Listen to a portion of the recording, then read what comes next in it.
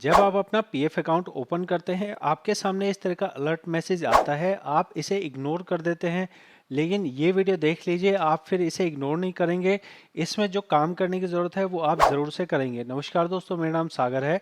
मैं एक PF consultant हूं और ये जो पीएफ का चैनल है ये नंबर 1 चैनल है।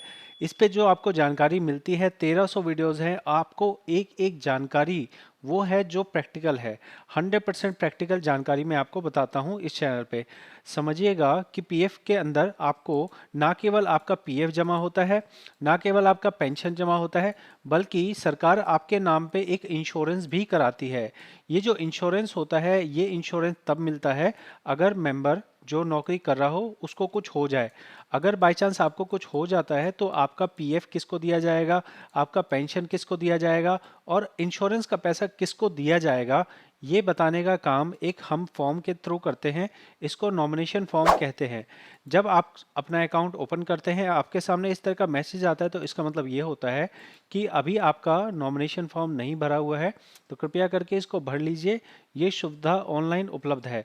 बाई चांस आपको कुछ हो जाए तो आपका परिवार इधर उधर चक्कर नहीं लगाएगा। वो ऑनलाइन में ही आपका जो भी पीएफ है, जो भी इंश्योरेंस है, जो भी पेंशन का पैसा है, वो अप्लाई कर सकता है। तो जब आपके सामने ये अलर्ट मैसेज आ रहा है, आप यहाँ पे फाइल नाउ कर सकते हैं। मैं इस प्रोसेस के अंदर आपको कंप्लीट जानकारी दिखाऊंगा। ये जीरो से है बिल्कुल वीडियो, इससे पहले कुछ भी नहीं किया गया है। मैं सब कुछ आपके सामने कर रहा हूँ। सबसे पहला कहा जा रहा है कि आप यहाँ पे अपना प्रोफाइल डालिए, प्रोफाइल फोटो। तो इसके लिए कहा जा रहा है आप व्यू में जाके प्रोफाइल में जाइए।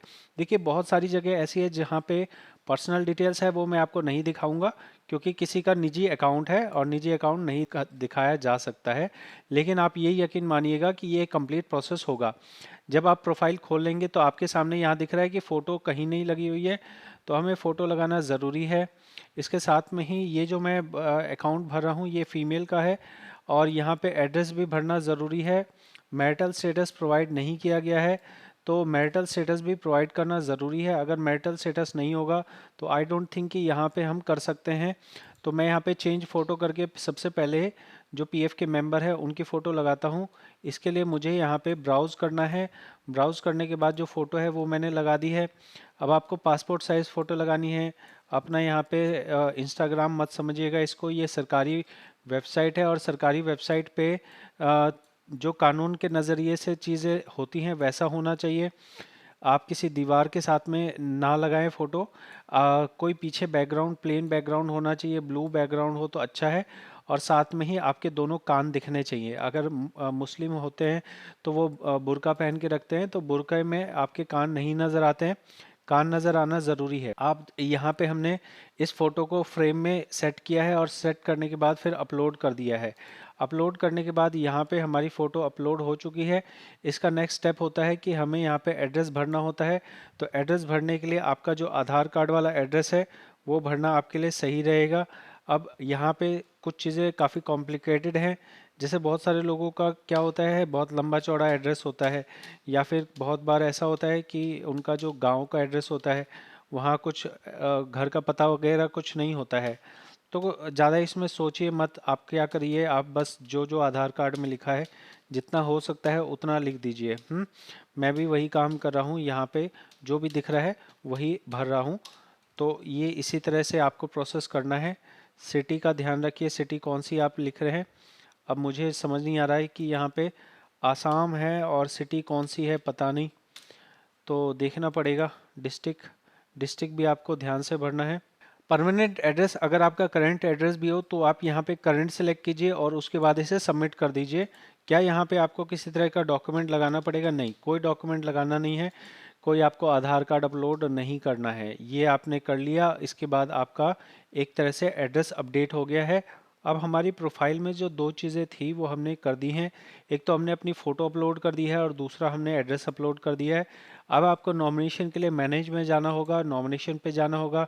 लेकिन जहाँ पे मैं देख रहा था रिलेशन में नॉट अवेलेबल था, तो ये चीज़ जो है प्रॉब्लम क्रिएट कर सकती है। Marital status not provided. मैं एक बार देखता हूँ प्रोसीड करने का कि यहाँ पे हमें अलाउ कर रहे हैं कि नहीं कर रहे हैं। तो फिलहाल के लिए मेरे को यहाँ अलाउ कर दिया गया है और कहा जा रहा है कि क्या आपका परिवार है। तो देखिए, परिवार का मतलब ये होता है कि अगर कोई पुरुष है तो उसके लिए परिवार अगर वो शादीशुदा नहीं है तो उनके माता पिता होते हैं, और अगर उसकी शादी हो गई है तो उसके परिवार में उसकी वाइफ को डालना एक मैंडेटरी होता है। आप ये नहीं कर सकते हैं कि आपकी शादी हो रखी है तो भी आप बीवी की डिटेल नहीं डाल रहे हैं, आप अपनी माँ की डिटेल डाल रहे हैं, आप अपने भाई बहन की डिटेल डाल रहे हैं। अगर मैरिड हैं तो आपको वाइफ की ही डिटेल डालना अनिवार्य होता है। तो हम यहाँ पे फ़िलहाल फैमिली के तौर पे हम ये इस केस में बता रहा हूँ, ये केस में पर्टिकुलर जो मैम है वो अपने फैमिली में उनके आधार कार्ड में कुछ समस्या है, इसलिए ये अपने किसी फ्रेंड का डिटेल डाल रहे हैं। तो हम यहाँ पे इसे नो करते हैं, और फैमिली में हम नो कर रहे हैं क्योंकि हम यहाँ पे मैरिड नहीं है। अगर मैरिड नहीं है तब आपको नो करना है। अब नो में देख सकते हैं यहाँ पे आ रहा है पीएफ का नॉमिनेशन कीजिए, और इसके साथ में ही ईपीएस का नॉमिनेशन अलग से आएगा। पहले पीएफ के नॉमिनेशन की बात आएगी और उसके बाद ईपीएस के नॉमिनेशन की बात यहाँ पे आएगी। तो हम यहाँ पे क्या करने वाले हैं, हम यहाँ पे जो मेंबर जिनका डिटेल इन्होंने नॉमिनी के तौर पे डालने के लिए कहा है वो हम डिटेल्स एंटर करते हैं। ये सारी डिटेल्स आधार कार्ड से मैच होनी चाहिए। अगर कोई भी एड्रेस, कोई भी डिटेल जो नाम की है, डेट ऑफ बर्थ की है, वो अगर आधार कार्ड से मैच नहीं होगी तो यहाँ पे एरर आ जाएगा। तो इस चीज़ को आप समझते हुए यहाँ पे अपना उन्हीं पर्सन का आप आधार कार्ड लगाइए जिसका आपके पास ये श्योर हो कि इनकी डिटेल सही है।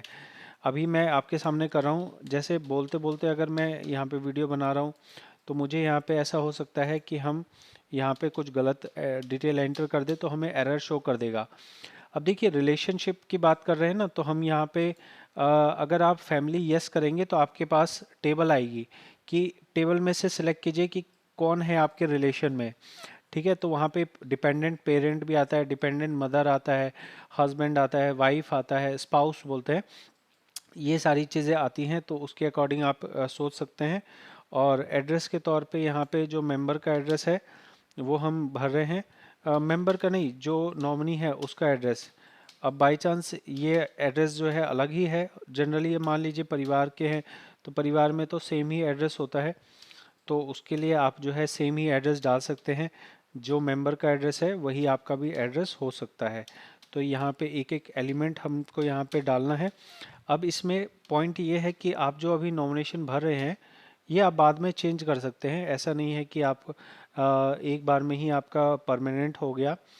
परमानेंट नहीं है, इसको आप बाद में बदल सकते हैं। जैसे अभी मान लीजिए कि फ्रेंड की डिटेल डाली जा रही है, या मान लीजिए अभी आप अपने माता पिता की डिटेल डाल रहे हैं, बाद में आपकी शादी हो जाती है तो शादी होने के बाद फिर आप अपना जो आपकी वाइफ होंगी वाइफ की डिटेल डाल सकते हैं। लेकिन जितने बार आपका कोई नया बदलाव करना होगा आपको, उतने बार आपको जो है नया नॉमिनेशन भरना पड़ेगा। नया नॉमिनेशन भरना बहुत ज़्यादा ज़रूरी होता है क्योंकि पुराने नॉमिनेशन में आप कोई भी इस तरह से बदलाव नहीं कर सकते हो कि चलो हम एक चीज़ बदल देते हैं उसमें। एक चीज़ बदलने का कोई ऑप्शन नहीं है उसमें। आपको अगर बदलना है तो पूरा ही नया बदलना बनाना पड़ेगा। तो हम यहाँ पे अपना ये कर रहे हैं, 100% हमने कर दिया है। फ़ोटो डालने की बात आ रही है, अगेन हमें फ़ोटो सही सिलेक्ट करनी है।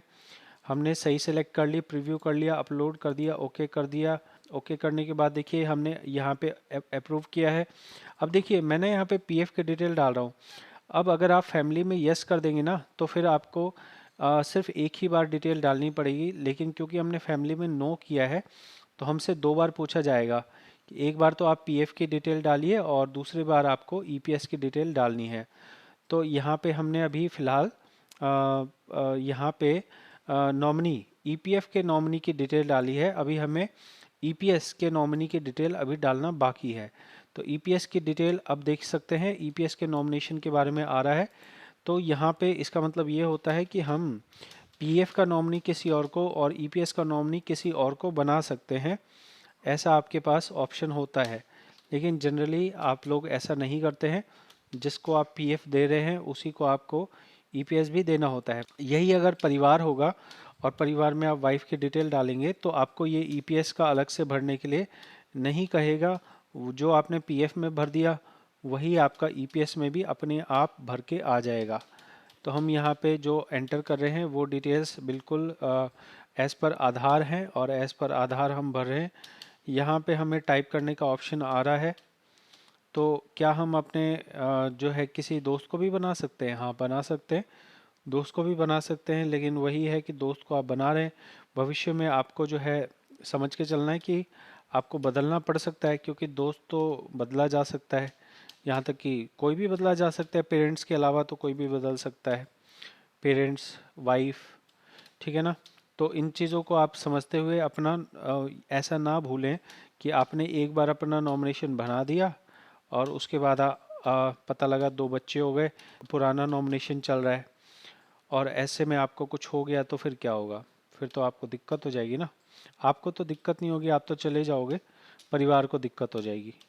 तो इसलिए जब भी कुछ ऐसा बदलाव करने की ज़रूरत हो तो ज़रूर से बदलाव करें। ये चीज़ें मैं मानता हूँ कि मेरे पास जो केसेस आते हैं, बहुत सारे केसेस आते हैं जिसमें मुझे समझ आता है कि हाँ यार, मेंबर जो है अगर नॉमिनेशन बना के गया होता तो परिवार को ऐसी दिक्कत ना होती। देखिए, फिर से अपलोड करने के लिए मैं कह रहा है, तो हम वापस से अपलोड कर रहे हैं, प्रीव्यू कर दिया हमने, अपलोड फ़ोटो कर दिया, ओके कर दिया, ओके कर दिया, और उसके बाद आई एग्री कर रहे हैं। ये हमें सारी डिटेल बता रहा है। देखिए, इसमें ये कह रहा है कि आपने जो है परिवार की कंसेंट ले ली है कि आप इस तरह से नॉमिनी बना रहे हैं, ठीक है ना। तो ये भी कहने का मतलब हो गया कि भाई परिवार से पूछ लेना कि आप अपने दोस्त को नॉमिनी बना रहे हो, ठीक है ना। हमने पीएफ और पेंशन दोनों की डिटेल डाल दी, और दोनों की डिटेल डालने पे अब हमारा ये एक तरह से प्रोसेस, यहाँ पे हमने कुछ जो है टाइपिंग में मिस्टेक कर दी है, शायद इसलिए यहाँ पे हमें गलत बता रहा है, तो एक बार ध्यान से देखना पड़ेगा।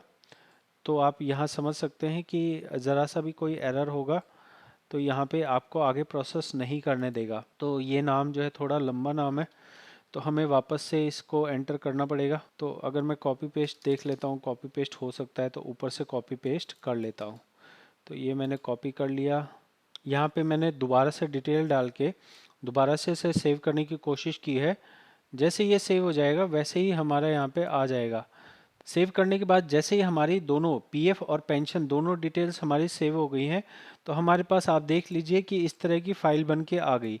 अभी ये जो फाइल बन के आ गई ना, ये जब तक साइन नहीं हुई है तब तक इसका कोई मतलब नहीं होता है, तो साइन होना ज़रूरी है। तो बहुत बार क्या होता है, लोग यहीं पे आके छोड़ देते हैं। अभी अगर आप होम पे जाएंगे तो आपके सामने अभी भी मैसेज दिखाएगा कि आपने कंप्लीट नहीं किया है, आपको ई साइन करना ज़रूरी है। तो हम ई साइन पे जा रहे हैं। अब ई साइन के लिए पीएफ ऑफिस ने क्या कर रखा है, गड़बड़ कर रखी है। गड़बड़ ये है कि पीएफ ऑफिस ने क्या कर रखा है कि वो बोलता है कि भाई आप जो है ना ई साइन करना है तो आप आधार कार्ड मत डालो, आप वर्चुअल आईडी डालिए। वर्चुअल आईडी के लिए आपको यहाँ ई साइन पे टच करना है। अब देखो यहीं पे प्रॉब्लम आ रही है कि ई साइन का आपको करना तो है ई साइन, लेकिन वही प्रोसेसिंग में प्रॉब्लम आ रही है। तो इसके आगे हमें क्या करना है, इसके आगे हमें जो है ई साइन करना होता है, और ई साइन करने के लिए हमारी ये वेबसाइट आगे प्रोसेस होनी चाहिए। तो मैं यहाँ पे कोशिश एक बार फिर से करता हूँ कि हमारा ये हो जाए करने के लिए अभी। तो अगर बाई चांस नहीं होता है तो हम इसे अगली वीडियो में कंटिन्यू करेंगे। तो आप इस इतने प्रोसेस को कंप्लीट कर लीजिए, अपने नॉमिनेशन वगैरह को भर लीजिए, और उसके बाद आगे का जो पार्ट है, आगे का जो प्रोसेस है, वो आप इससे अगली वीडियो में देखेंगे, जहाँ पे हम यहाँ से शुरू करेंगे कि ये हमारा ई साइन हमने नहीं किया है। मिलेंगे अगली वीडियो में। बहुत बहुत धन्यवाद।